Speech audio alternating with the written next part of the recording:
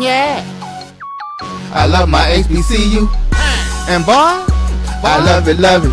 I love it, love it. I love my HBCU. And man, I hope my team they won. Yeah. I hope my team they won. Yeah. Man, I hope my team they won. Yeah. I hope my team they won. Yeah.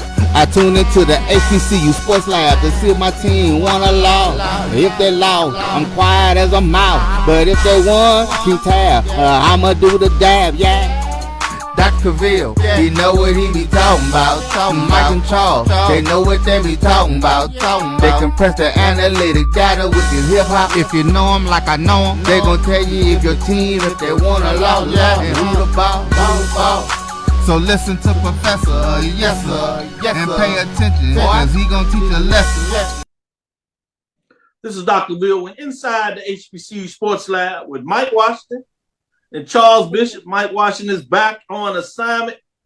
So welcome to episode 461 of Inside the HBCU Sports Lab, radio show and podcast, the show that's covering the sporting HBCU dash for all things HBCU sports.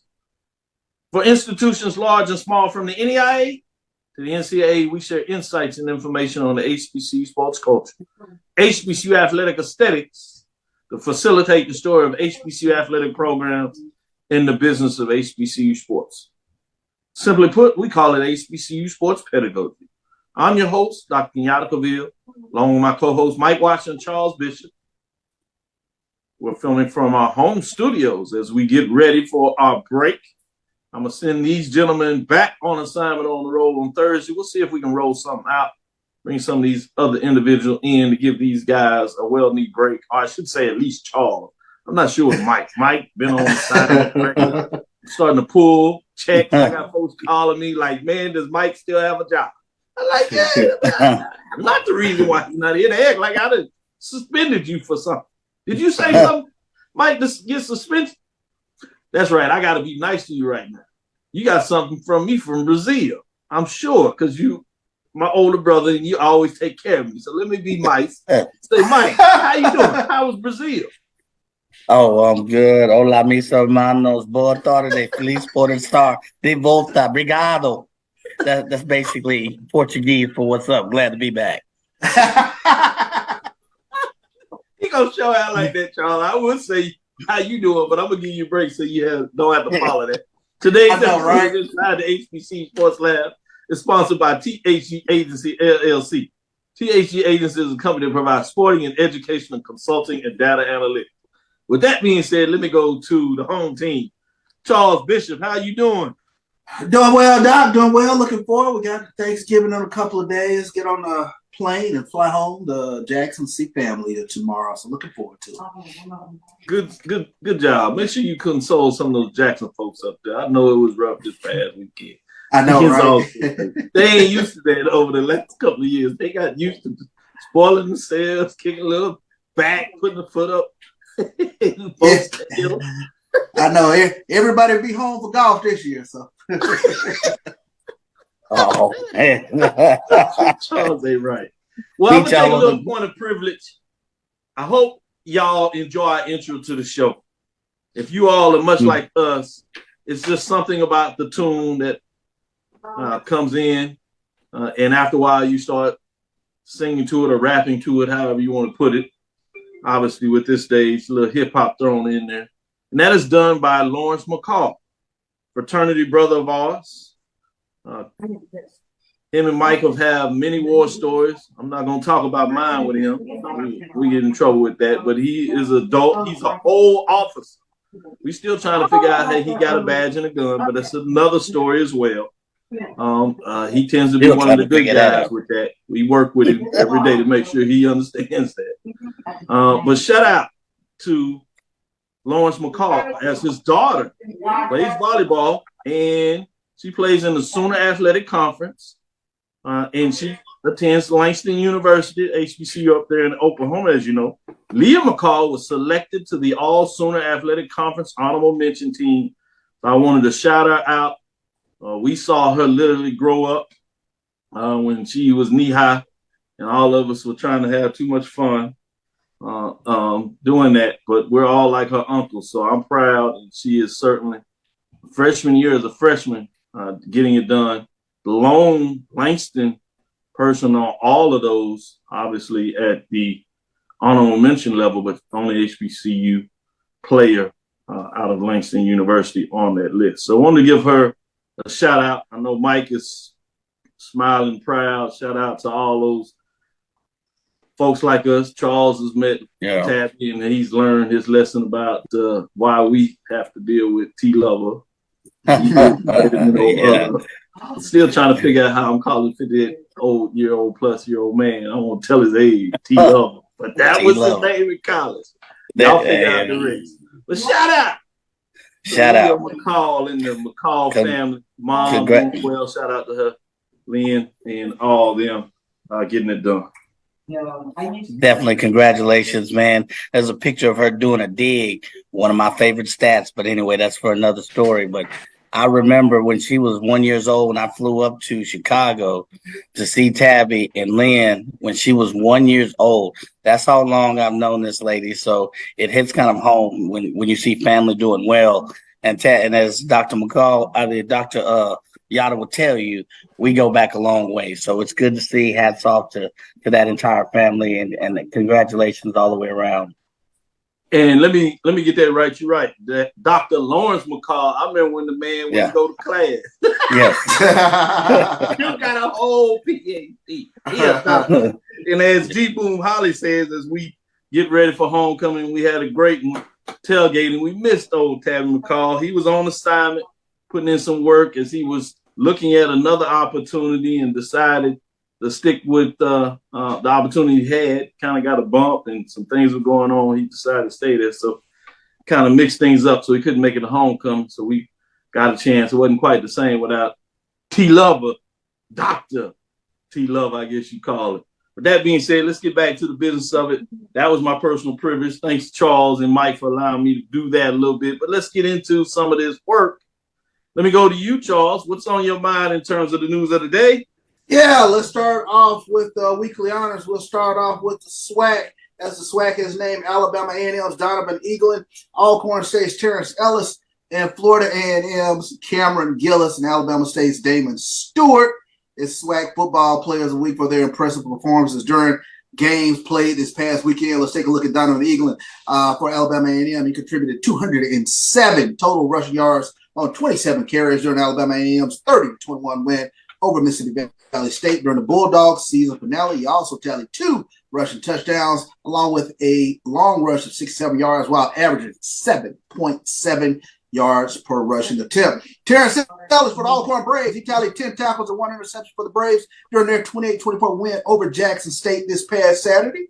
The specialist of the week was Ephraim Jasso, contributing 3 punts for 142 yards while averaging 47.3 yards per punt, along with a 50-yarder in Prairie View's 27-21 SWAC West clinching road win over Southern. So he also plays 2 punts as the 20-yard line for the Panthers.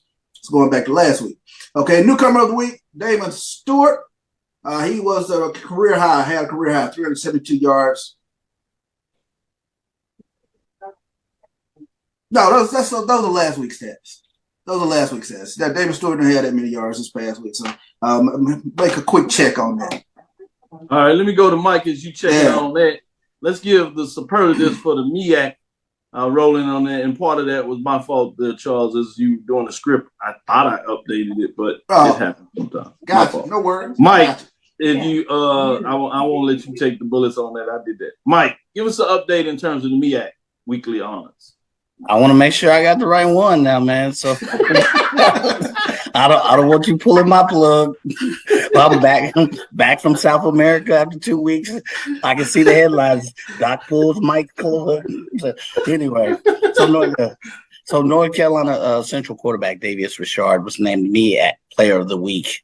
Of course, that's presented by Coca-Cola. Morgan State's Jordan Tolles earned Defensive Player of the Week honors, while Norfolk State linebacker A.J. Richardson was named Rookie of the Week. So North Carolina Central's DeQuan Thomas and teammate Adrian Olivo received Offensive Lineman and Specialist of the Week. So Davius, of course, counted for 6 touchdowns in the Eagles' 55-14 it says win, but drudging over Delaware State.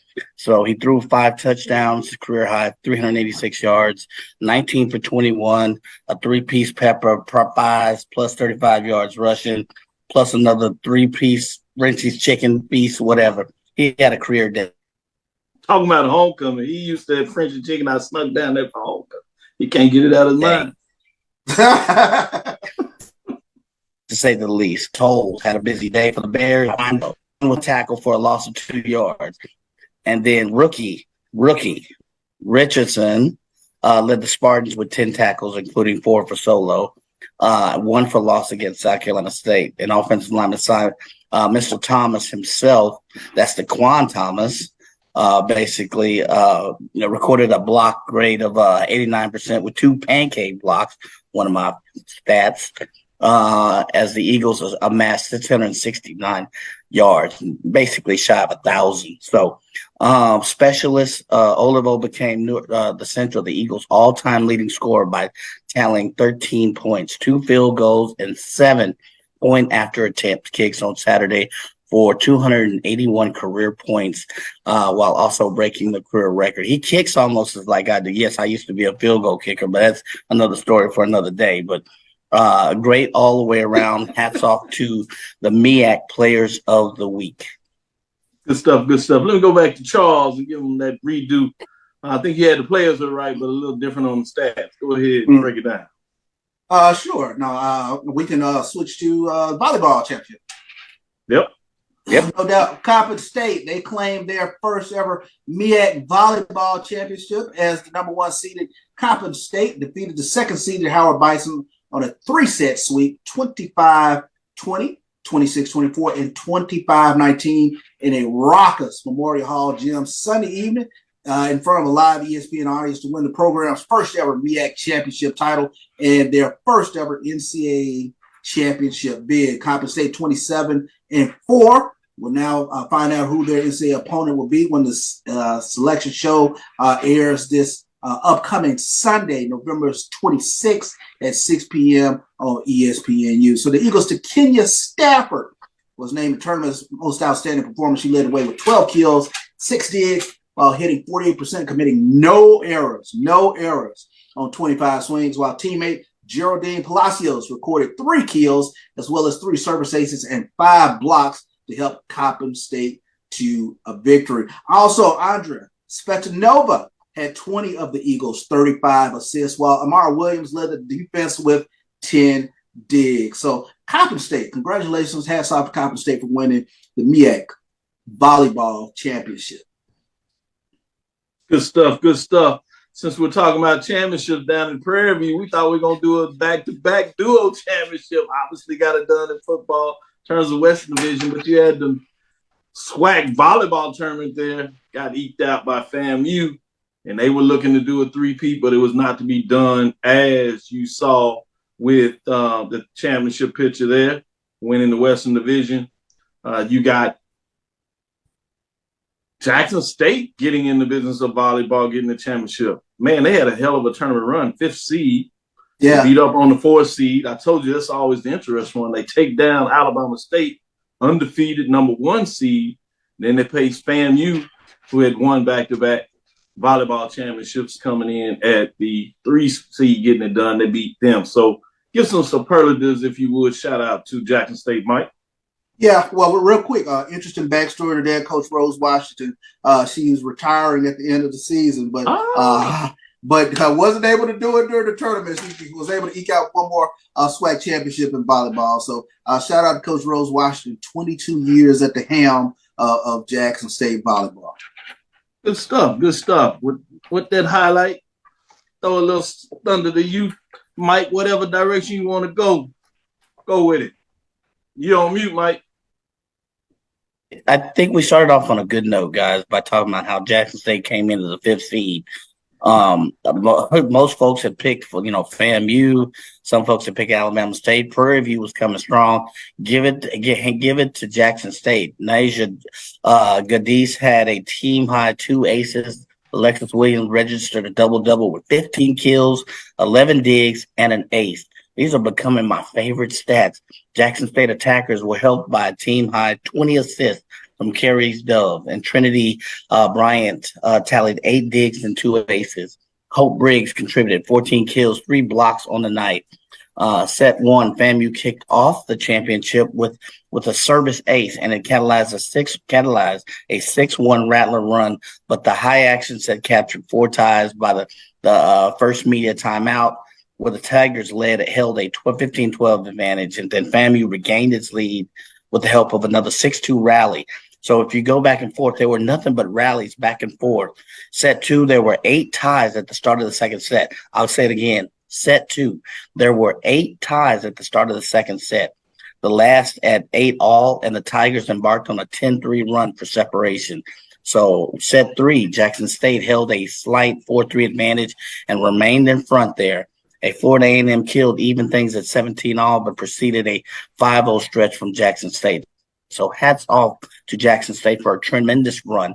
I can't give it kudos enough. Coach of the Year, Rose Washington. Yeah, she my relative from Jackson State. Most valuable player, Alexis Williams, Jackson State. But I got to give kudos to a couple more players. Leah Lawson from Prairie View A&M and Kylie Owens from Prairie View A&M. They played tremendous all year long. They, along with Brooklyn Watts, Camila De La Rosa from FAMU, and Temperance Chapman from Alabama State, pretty much have been in the top 4 or 5 in the league in kills and assists and digs all year long. So a tremendous. If you haven't had a chance to check out this volleyball, folks, it is highly competitive. Check it out. But hats off again to the Jackson State team, as they said, hey, we are in the volleyball business on the women's side. Yeah, Kylie Owens, daughter of Terrell Owens. And Terrell Owens was in the building the first day of SWAC volleyball tournament. That was pretty cool to see him in there supporting his daughter, just relaxing, doing his thing. And she got the victory, so he got to see a win before they went on to lose in the semifinals. With that being said, we're going to get in our first break. But before we get in our first break, I wanted to give a shout-out question out there. Edwin D. Morris says, inside the HBCU Sports Lab, does the division championship count towards the Commissioner Cup trophy or only the SWAC championship game winner? Great point. Essentially, the division championship does count. It counts in this way. Same way in terms of finance. You get a whole point if you win the championship game in a half for the runner-up. So you go in there with at least a half for winning your division crown. You can push it up to a full if you win the whole thing. And that way, that's how you look at that. And you get the additional credit for the dividend runs financially, also in terms of the championship game. And that does not include, obviously, hosting that with all the money staying with the team that hosts. A great question in the terms of Commissioner Cup, putting a little business out there as well, part of the financial part of that. Stick with us. We'll be right back after this break. Since 2002, Empowerment Resources, Inc., a nonprofit organization, has empowered more than 1,500 youth and adults in Duval and surrounding counties through its programs Journey into Womanhood, Girls Mentoring, Life Skills for Teens, and Parenting Education Coaching. To get involved with programs, volunteer, or donate, visit www.empowermentresourcesinc.org. Follow us on social media, facebook.com/empowerment.resources and Instagram.com/empowermentJAX. Charmin Ultra Soft has so much cushiony softness, it's hard for your family to remember. They can use less. Sweet pillows of softness. This is soft. Holy Charmin. Oh, excuse me. Roll it back, everybody. Sorry. Charmin Ultra Soft is so cushiony soft, you'll want more. But it's so absorbent, you can use less. So it's always worth it. Now, what did we learn about using less? You gotta roll it back, everybody. We all go. Why not enjoy the go with Charmin? At CDW, we get speed as the new currency of success. Our team spends way too much time tending to outdated applications and software when they should be focused on driving application agility and innovation. CDW Amplify Development Services modernizes software and application development to help accelerate innovation and digital transformation. So you mean building new applications, UI, and mobile interfaces? Well, you said you needed to innovate more quickly. Oh, so he's a listener. To do more at scale, trust CDW Amplify Development Services. Nope. Nope. Come on, him? Ooh, I like him.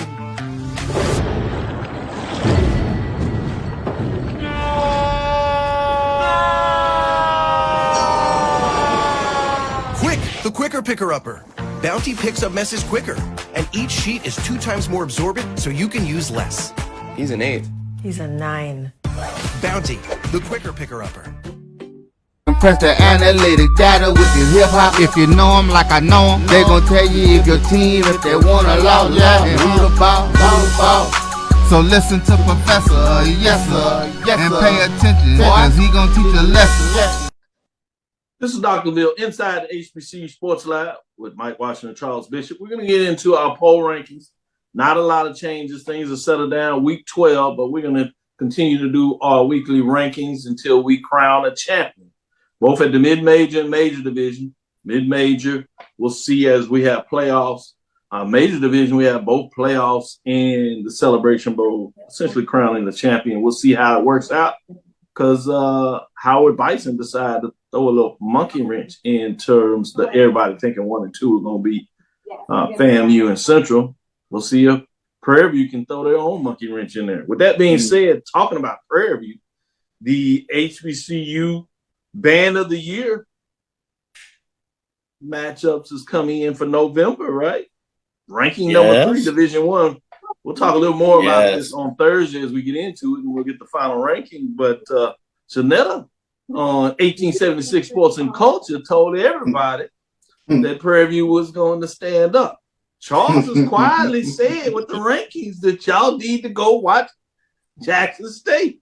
The Sonic Boom. He said, I told you. Well, it looks like the experts agree with both of those individuals. I know Charles was that talented. I know he did bands too. Chanela is a drum major, so we expect her to know what the hell she's talking about. But Charles said, hold up now. I can do my thing too. I'm very good at what I do. All right, Charles, we know you call game. We know you on the news. We know you championship. You're on the sideline doing all these different things.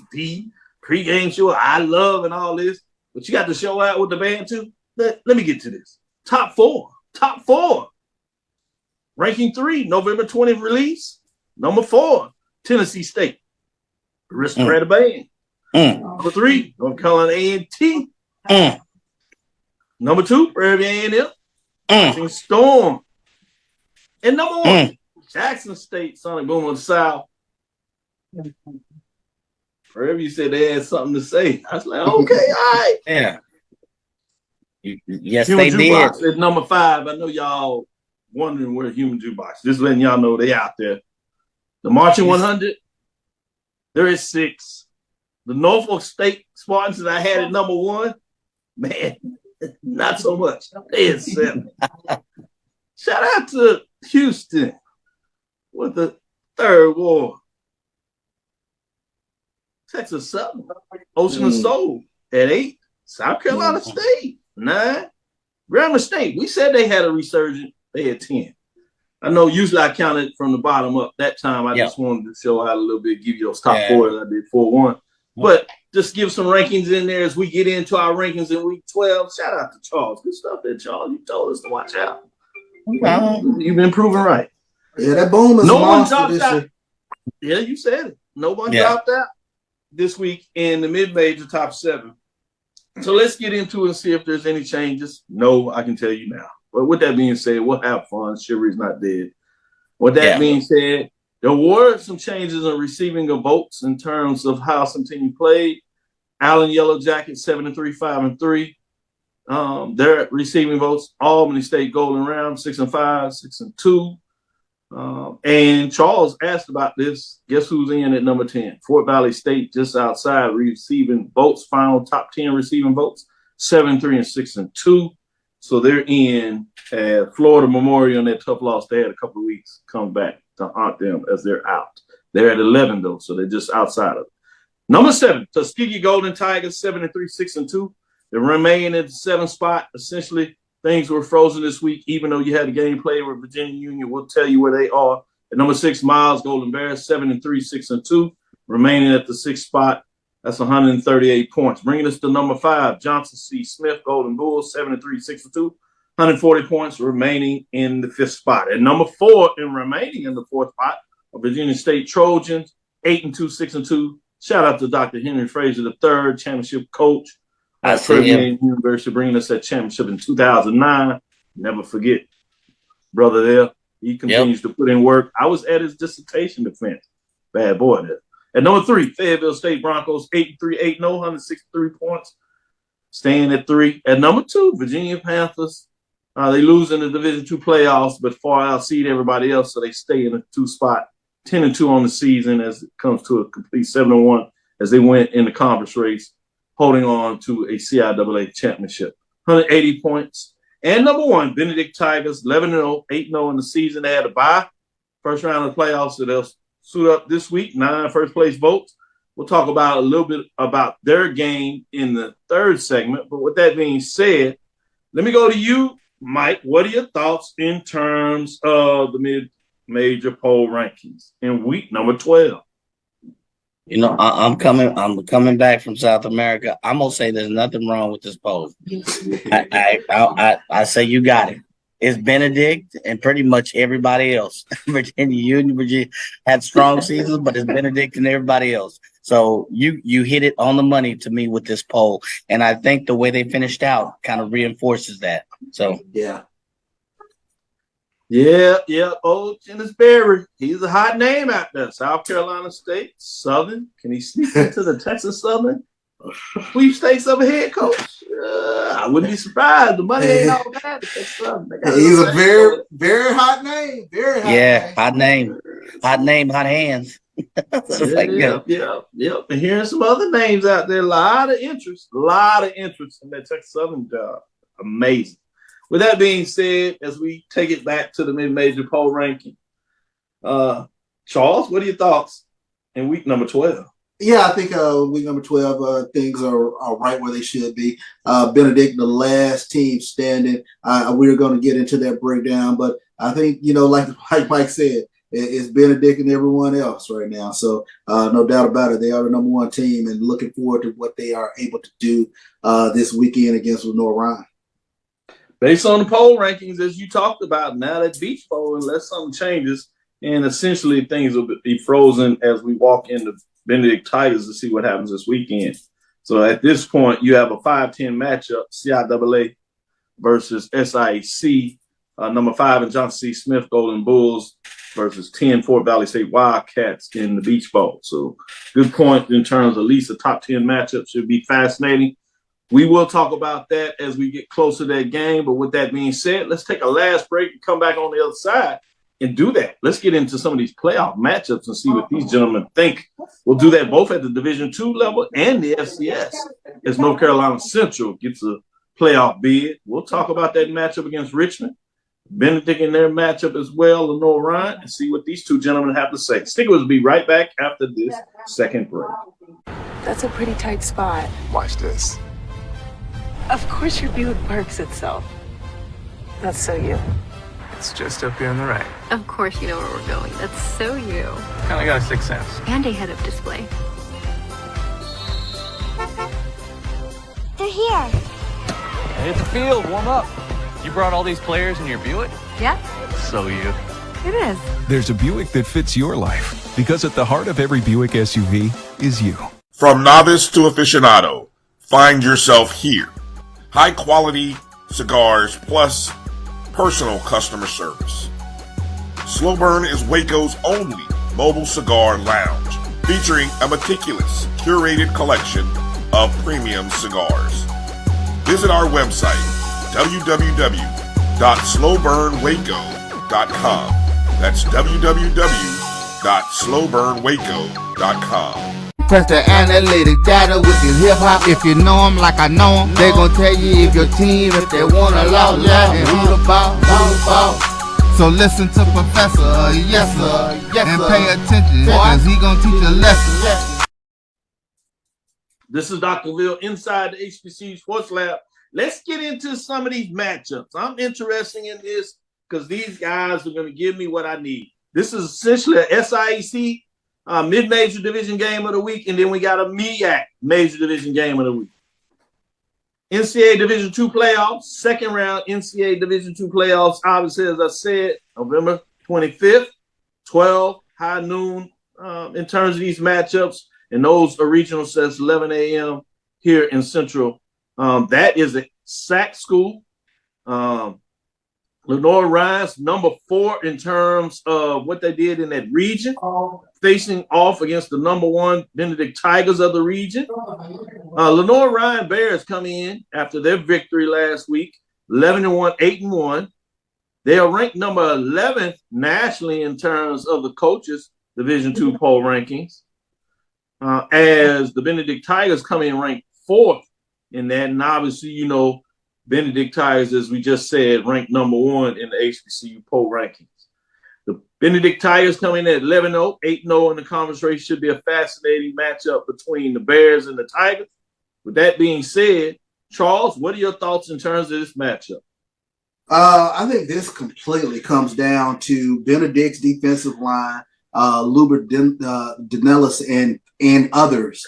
Can they get to Sean White? You're talking about a very prolific throwing quarterback in the SAC, and then they just have a prolific offense altogether. But even more to that, we talk about Benedict being the number 1 defense in Division II. Guess who's number 2? Lenoir-Rhyne, right behind them. So I think we're going to get a lot of the matchup is going to come down real quick to whether Benedict's front 4 can get to Sean White. And if they can put some pressure on him, I think that'll go a long way towards Benedict hold and serve at home. And then I think the secondary thing, both teams want to get their running game up and going. You're talking about an all-conference back in Dwayne McGee for Lenoir-Rhyne, and you get a healthy Zaire Scotland. It's going to be incumbent on Benedict to really get their running game up and going early and often. And I think that opens up things tremendously with regards to them wanting to throw the ball. But I think I like Benedict to hold serve at home. They learned from the mistake of last year of being in the playoffs, and that experience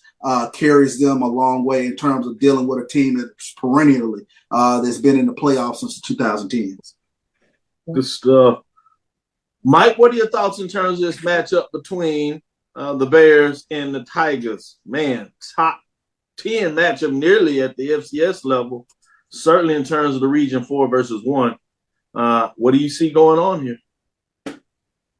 But one thing that just kind of makes me say, is let's little history lesson. So the Tigers are the number 1 seed, right? Yeah. But let's not forget what happened last year. They made their tournament debut last year. They came into as a number 1 seed, perfect 11-0 record, coming off the bye, and was beat by an unseeded team in the bracket. So there's a lot they can learn from that, from my experience.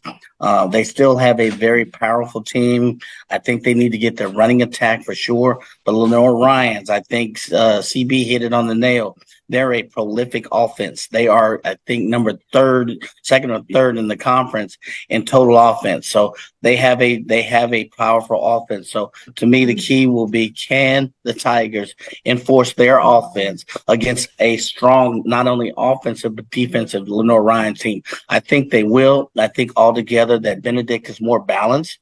But it'll be interesting. Can they? But hopefully they won't be fighting the ghost of last year. They'll learn from last year's mistakes. But I see Benedict actually going past this game and moving on to the next round.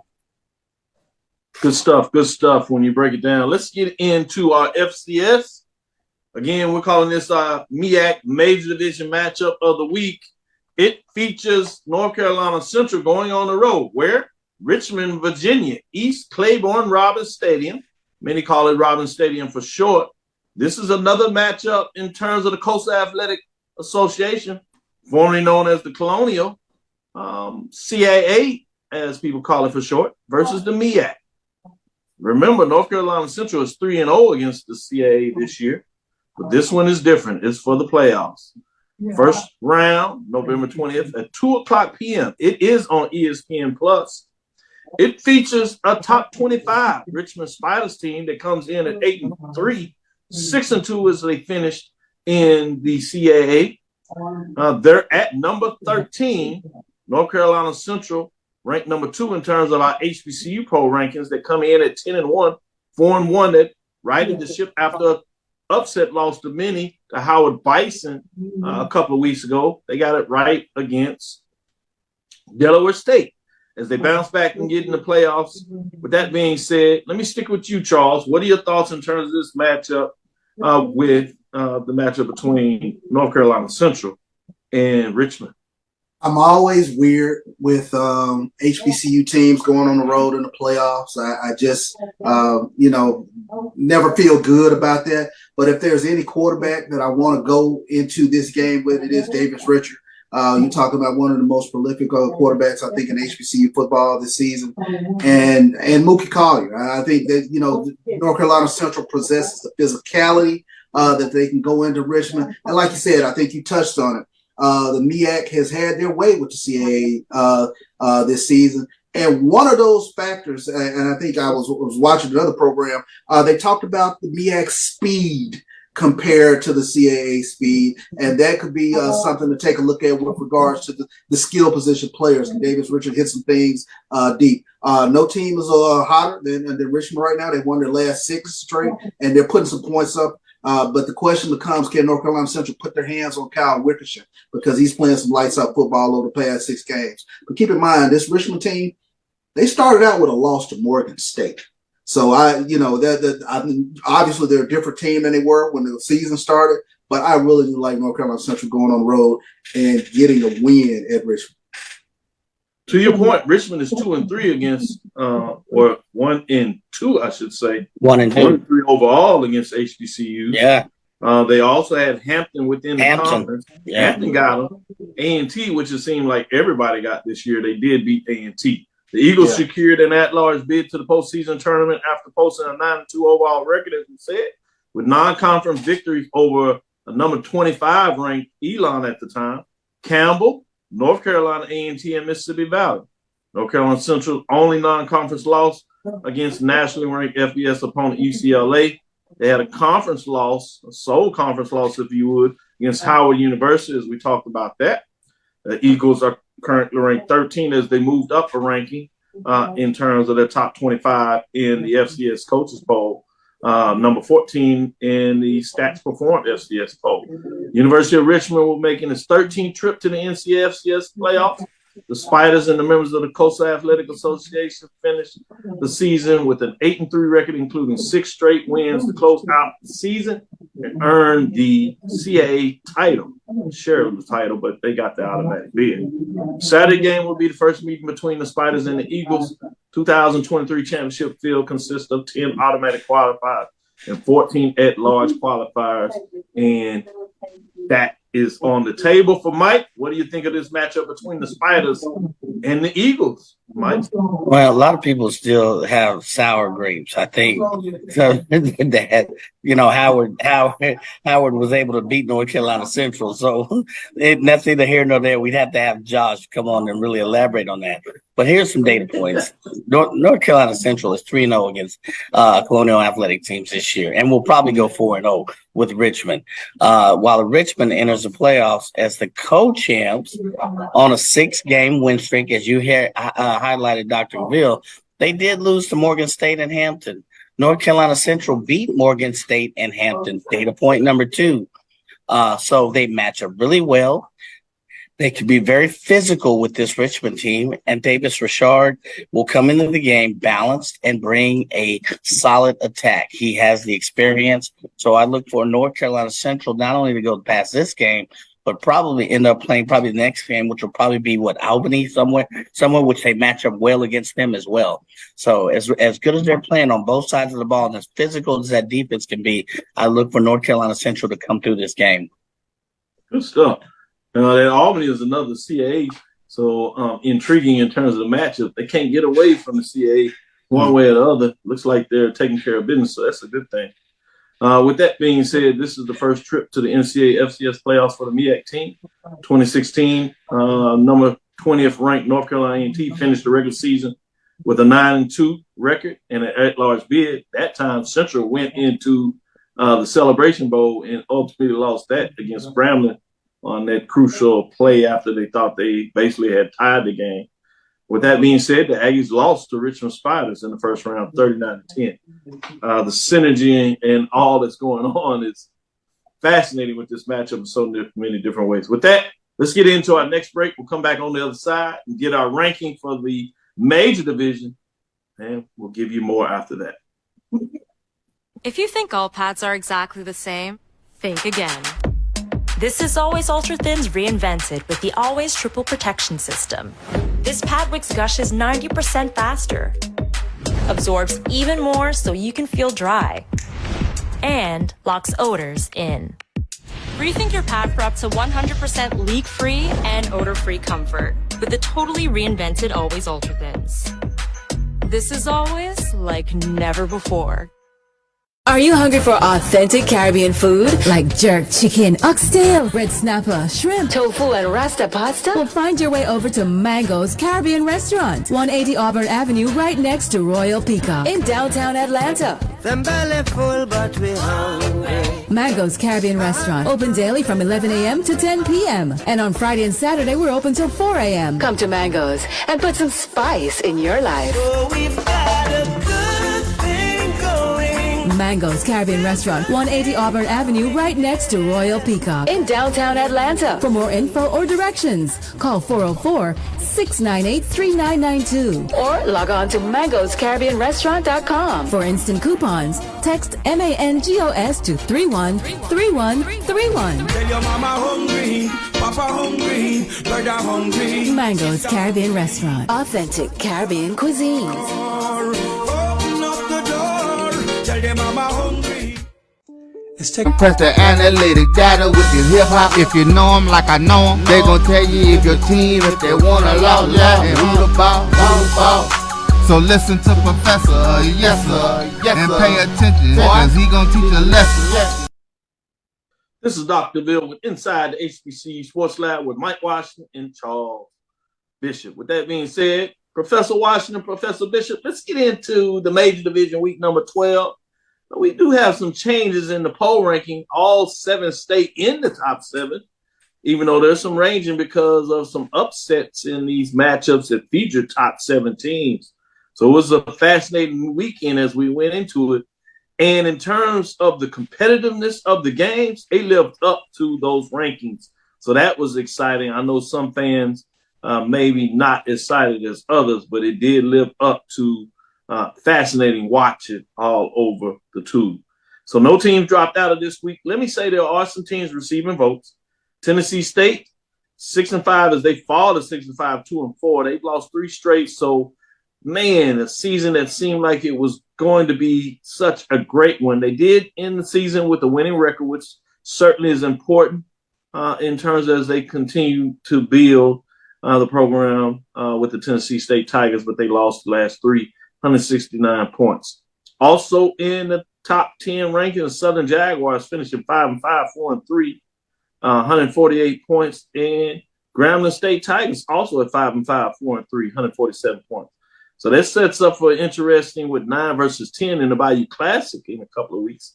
Although first time in a while that they will not be playing for earning a bid to the SWAC championship game, because that will be played by the expansion member, FAMU Rattlers out of the Eastern Division, and Prairie View Panthers that gone back to the championship 2 out of the last 3 years, winning the Western Division. With that being said, let's get in the top 7. At number 7, you have the Jackson State Tigers. They fall this past weekend to their rival Alcorn State Braves, but they stay in the top 7, 7-4, 5-3, 175 points. They fall 3 spots after being number 4 last week. Bringing us to number 6. Alabama State Hornets are 6-4, 5-3, 180 points. Previous ranked 3, they fall 3 spots as well as they go on the road. Tough loss to Prairie View A&M Panthers. Very entertaining game. They were down 21-0. They fought back to 14 points, 7-point deficit, but it was not to be at the end. Brings to number 5. Those Alcorn State Braves finished at 7-4, 6-2, 191 points. Previous ranked 5. They stay at 5. But guess who jumps over them at number 4?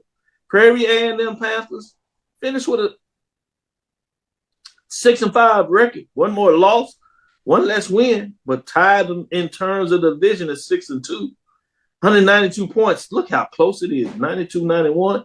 And just like the game, back on the road, Prairie View gets it done on a 50-yard field goal as the clock expires. They're right there ahead of the Braves at 192 points. Fascinating season. At number 3, Howard Bison, 6-5, 4-1, 214 points. They move up 3 spots. They're on their way up. Can they catch North Carolina Central before it's over? Many people will see this as controversial as they pop their heads. But I think just in terms of where they were ranked, they're still climbing. It's not over, folks. We'll see what this means. But at number 2 above them are North Carolina Central Eagles, 9-2, 4-1. Tied in terms of the conference race. Howard got the head-to-head win. 240 points at number 2. That record is just so different. We'll see if it will stay that way. Bring us to number 1, without question here. Florida A&M Rattlers, 10-1 on the season, 8-0 in the conference race. 12 first-place votes, 252 points, I should say. They are and remain the unanimous number 1 ranking in week number 12. I'm fascinated to see what the fellas have to say here. Little smirk on the face, might be some controversy coming between these two guys. Who should I start with? Who wants to start the smack talk? Mike, it looks like you opening your mouth. Dude, go ahead, Mike. I'm sorry. We value head-to-head competition. How? Come on, we talk about. I'm gonna stop right there. Data point. Howard smacks them by 30 points. They put that whooping. They put that backshed whooping on them. 30. I don't care what their record is. It was a convincing win, and we have them following them in the polls. I'm sorry. This some fuzzy math. We need to recalculate. We need to do a Trump and ask for a revote. Because seriously, if Howard puts 30 points, this wasn't a 3-point victory.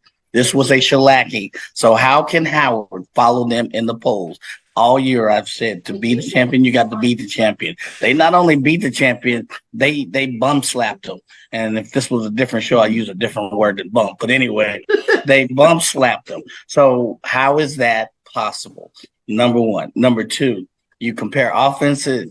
How is Prairie View, you're talking like they're a little shaky. I would argue that they're probably neck and neck with Howard. You can make an argument that they're either 2-3 or 3-2. You can make a decent argument. So those are my concerns with the poll this week. Ooh-wee. He laid the case down. He went the Trump route on me. Man, y'all know Trump. I already know. He in the court for that. He said that he knew it would. Never mind. Let me cut that out. Charles, what are your thoughts? He just wasted. I'm putting you on timeout. Mute your mic, Mike. I mean, let the debate begin because, Howard did put the Dusty Rose elbow to North Carolina Central. They went off the top rope and they did whoop the North Carolina Central Eagles pretty doggone good.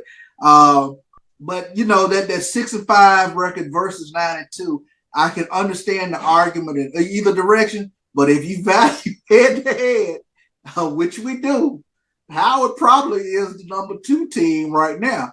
And that's a very interesting thing you did, Mike, with regards to whether Prairie View should be up a little bit higher and right in that Howard slot. Their record is better. Both are 6-2 conference. 7-4 overall, 6-5. That's a compelling argument, at least to look and see where Prairie View has fallen in the rankings. I could not yet. I'll put it that way because Prairie View still has to get to the SWAC championship game. Howard's going to be one of the last teams standing, so I'm still good with Howard at least at 2 or 3. Let me ask you this question. I'm gonna come back to you, Mike. I want to ask you, Charles, since sticking with you, y'all both bring this up. So, which is more impressive? Prairie View's early season win on the road against the Braves, or Howard Bison's big win over North Carolina Central at home? You take down the Celebration Bowl champion. That means a little bit more. Big. Yeah, I agree. That's more important. Nobody saw that coming. Yeah, not the way, the fashion that it occurred. I don't care if it's at home. I don't care if it's in the street corner. 30 points on the Celebration Bowl champion. That's more impressive. Yeah. Good stuff. Let's turn on the other side. We'll take our last break. We'll come back on the other side. We'll get into some matchups, and we'll even sneak in some basketball news in terms of at the Division I level, some big wins as we are turning the page, particularly on the men's side, with some Division I wins. We'll tell you a little bit about that as well. But that being said, stick with us after our last break.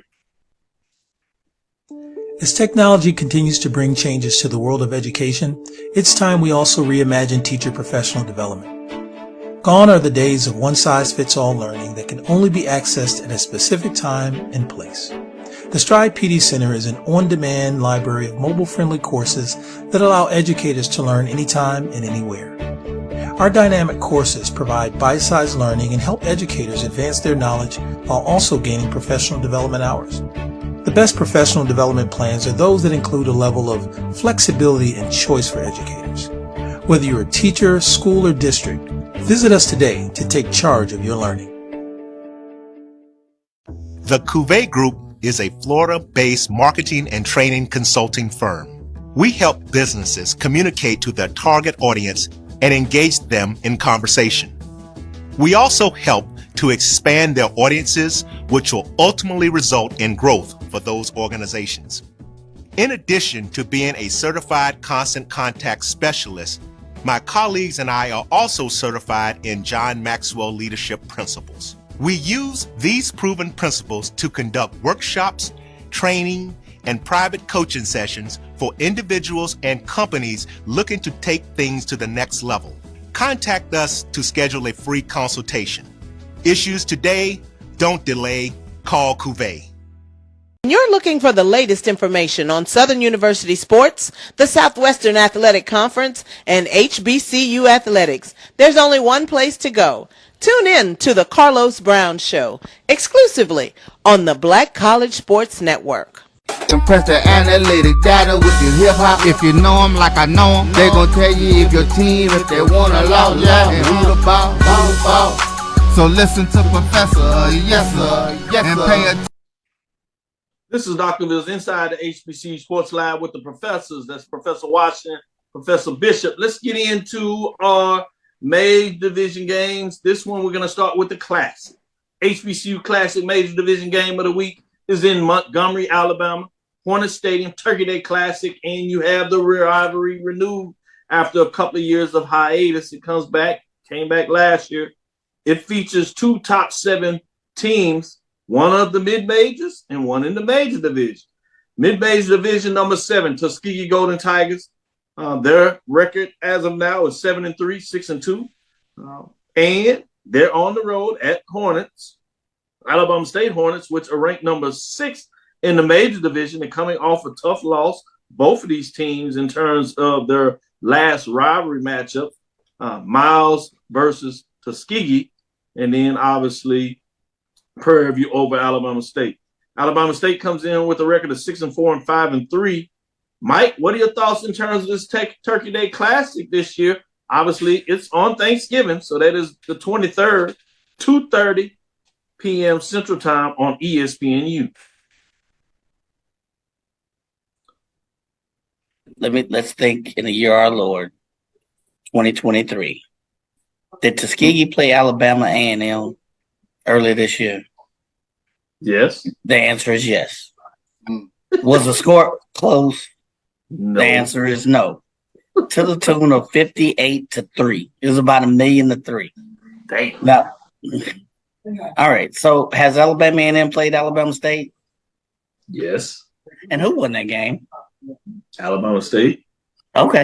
All right. So by algebraic deduction, if I beat a team that beat you 58-3, okay, my chances are, I don't care if you're 6-2, 6-3, 7-1, 7.5, whatever. You lost to a team 58-3, and that team was beaten by the team you're about to play on a Turkey Day, when all eyes are on you.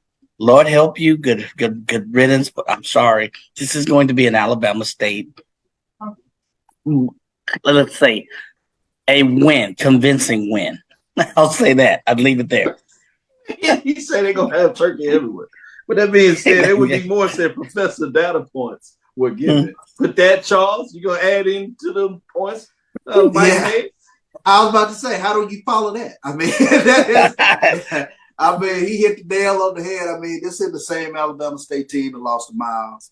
I think you're looking at one of the more dominant front sevens that Tuskegee is going to see all season. It's just going to be tough for them to move to football. I think it's going to be difficult for them. And then you got Damon Stewart. He's playing some much better football, playing tremendous football, even with the loss last week to Prairie View. But there's too many weapons. And I think Keyshawn Johnson, he gets to show you why he's HBCU's version of Megatron. He'll go wild this Thursday. Good stuff. Good stuff. With that being said, let's go to the SWAC Major Division game of the week. New Orleans, Mercedes Stadium, SWAC matchup. Ooh. It's the 50th Bayou Classic. November 25th, 2 p.m. on NBC. Number 10, Grambling State Tigers come in at a record of 5-5, 4-3. And they face a number 9 Southern Jaguars that has an interim coach. That interim coach, Coach Grambling's interim a couple of years ago. Fascinating when you talk about that. 5-5 matchup, 4-3. Both teams come in with identical records. One team will go with home with a winning record and the 50th anniversary trophy. Boy. In its own way, very intriguing matchup. Charles, I know you've looked at these teams, and when they face a certain team, it's not all exciting to you. But this time they're going head to head. What are your thoughts on it? Yeah, I'm almost rooting for Southern just for the historic nature of Terrence Graves winning the Bayou Classic at Grambling and getting the opportunity to win one. And so, how wild is that? I mean, that is wild. That is, and it's crazy. Like in recent years. I mean, it's what, a 3-year, 4-year? Yeah, exactly. So that unto itself almost makes me want to root for the Jaguars, but I have a pathological something to not do that. So I'll take Grambling and I'll take Miles Crowley to throw the football around a little bit this game, and I expect for Grambling's running game to get some things up and going. They got a nice 1-2 punch, especially with a guy like Floyd Chalk. So I expect Grambling to come away with this 50th Bayou Classic. It's going to be a good one, though.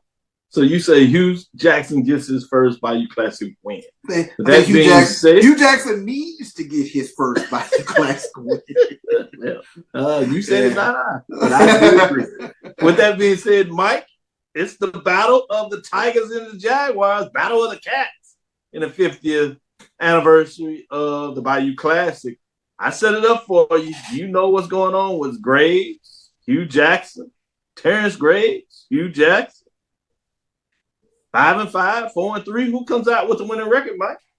Southern leads this overall series, right? I believe it's like 40-34. There were 2 wins vacated by Southern and 1 vacated by Grambling. That's all that is. Southern leads it. That's all hearsay. That's all parfait. You know, right now, Southern leads the series 40-34. We're talking Hugh Jackson, Hugh Graves. I think the interim coach for Southern will not get a win. The scrambling running offense is probably too strong for Southern. So sorry, but this will be a Grambling win.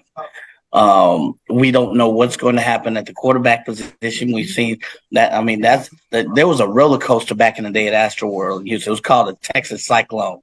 It had more humps and up and down than any other roller coaster.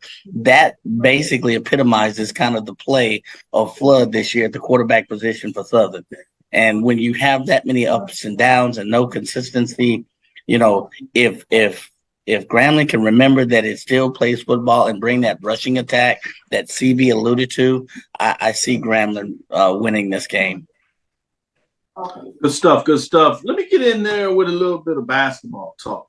Shout out to the Prairie View A&M Panthers winning the tournament there in Eastern Kentucky as they get their second consecutive Division I in consecutive days, I should say.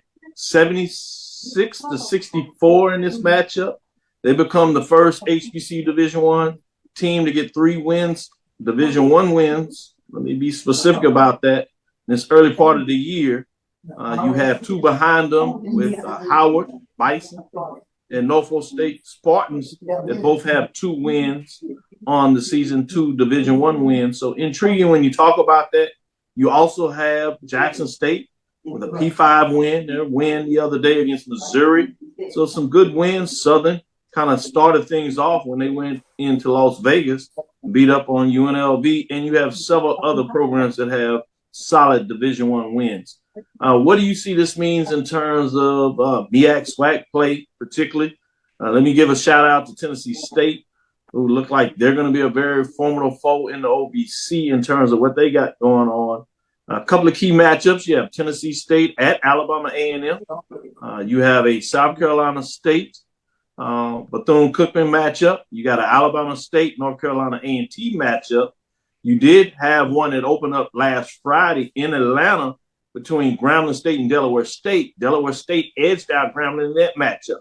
So at this point, when you look at some of those MEAC SWAC matchups directly, it's 1-0. You also have the Chris Paul Classic that will look at MEAC SWAC matchups, particularly with Texas Southern and Jackson State taking on Howard. Obviously, you got mixed in there as well as North Carolina A&T in the mix, playing both Jackson State and in that matchup against Chris Paul in terms of that matchup. So it'd be interesting with those teams coming out of there, Texas Southern, Jackson State. So I'm fascinated to see what that is. So I kind of want to get your thoughts in terms of the early basketball season, some of these key matchups. I'm always looking closely at some of those matchups with Division I regional programs that they take on, also with some of those mid-major matchups, but closely also in regards to these MEAC SWAC matchups or independent HBCU Division I matchups. Starting with you, Charles, what are your thoughts first with Prairie View, first 1 to 3 wins, Division I wins, and winning the tournament in Eastern Kentucky against the Colonels earlier today? First and foremost is keeping me engaged with basketball teams, especially in December. I mean, I think that's big when you take a look, especially when you take a look at the way, and you can't say enough about the coaching in both the SWAC and MEAC because you're taking so many transfers and gelling them really early. So that jumps out to me with regards, especially a team like Prairie View, 3 wins thus far, even before we get to January. And there are a lot of years that's just kind of unheard of. So kudos to Prairie View. Big win for Jackson State. Like I said, I'm really looking forward to conference play in some of these SWAC MEAC matchups because it's shown how much the talent gap has, kind of, especially with regards to the mid majors. You see a lot more parity now, so that means a little something. Even those Power 5 teams, they ain't those juggernauts that they once were. So that's keeping me engaged in December. I like that when you talk about engagement. Because you know how I am about branding and getting some of these wins. We've seen Norfolk State really do well over the last couple of years in terms of their non-conference schedule. Central does pretty well in terms of their scheduling, particularly in terms of what that looks like. And I believe it gets the momentum as you get your fans engaged earlier, as you just alluded to, keeping them engaged, but also when you come back home, particularly getting the conference, coming in with those winning records pretty nice. With that being said, let me go to Mike and get his thoughts on basketball. Those 3 wins. Prairie View is hot right now, whether it's football, volleyball, basketball, men's, women's doing well as well. Yeah. Oh yeah, Governor's Award. Hey, but I can't. I'll say it. So anyway, I think CB hit it on the nail. For me, I think it's branding. When you get off to this type of great start, It's about it's branding. It's branding your institution. Typically, I won't even lie. I wait for conference play to begin at the beginning of the year. I think Prairie View kicks it off maybe with a Grambling or something like that in January. I typically wait to that, and you see how they're going to do. But when they start to, even the losses become closer, it helps the brand of the institution. And I think you're starting to see, as CB alluded, a lot more parity, especially with the transfer portal. And I think it is making HBCUs more of an option as they see that, they are just not, if not more competitive than some of these other D1 schools when you see more and more of these victories like this. So I'd like to see more of it, but it does get you kind of raise your eyebrows earlier in the season. So you're like, oh, okay. 3 wins, what? So you're not waiting until January. You're starting to take a peek in early December or late November. Particularly when football is so dominant. Charles like to tease some teams at this time of the year where they start to know their basketball program. For some of them, it's good that they know the program if it's winning. So to your point, when you talk about it in all seriousness, we jump on that. So I'll keep you updated because I'll keep up with some of these rankings as I get out of there. I'm really intrigued about some of these matchups. With that being said, I do want to make this announcement. Edwin D. Moore says, Doc, and I think this is a very fair question. This is to Charles. Is Professor Bishop sharing any of his lobster, mac and cheese, and seafood dressing with the crew? I'm glad that Edwin D. Moore brought this up to us because we didn't even know Charles had lobster, mac and cheese, seafood dressing. So I think he was trying to hide it. So now we know this. We need an answer, Charles. See, I can tell Edwin D. Moore has been listening to another show, She Say, because that was a question that was asked to me in terms of what will I be fixing for Thanksgiving. So shout out to Edwin D. Moore for following us on all these platforms here on the Black College Sports Network. Boy, you don't let the secret out. Man, mac and cheese, I got shirts, hat, HBCU Sports, pullover hat. I'll make sure I get it to you. Hit me up in the private messages. Give me your address. I'll get you your hat. I got white and I got black. Let me know which one you want. We'll get it to you. With that being said, that'll do it for us. In all seriousness, for those that celebrate the holidays, be safe. Hopefully you get a chance to spend some time with your family. For those that may have lost loved ones, be at peace. They would like you to be well. And with that said, all those traveling, be safe out there. Enjoy your break. And for those that certainly enjoy the holidays, we appreciate you for supporting us with that.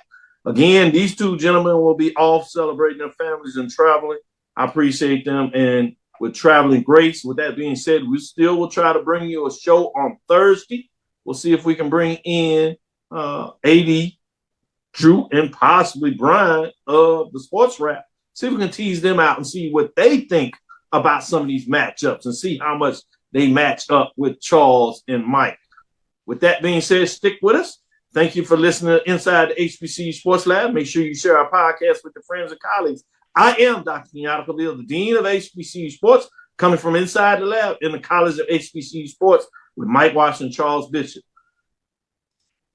Again, we want to thank you for listening to Dr. Bill's Inside the HBCU Sports Lab with Mike Washington and Charles Bishop every Tuesday and Thursday, 6 o'clock Central Standard Time. And on Sunday at 9, we will give you an update of what took place the week in sports, particularly on Saturday. We look forward to Thursday as we give you the latest news in the lab. Follow me, Dr. Kenyatta Cavill. That's DrKMYATTHCAVIL on Twitter, Facebook, and Instagram. That's DrKMYATTHCAVIL. Inside the HBCU Sports Lab 1 on Twitter, Facebook, and YouTube. Inside the HBCU Sports Lab. Dream big. Continue to move forward. We will talk with you soon. Charles? Course. Mike? Lecture. Dismiss. Happy Thanksgiving. Happy Thanksgiving, everybody.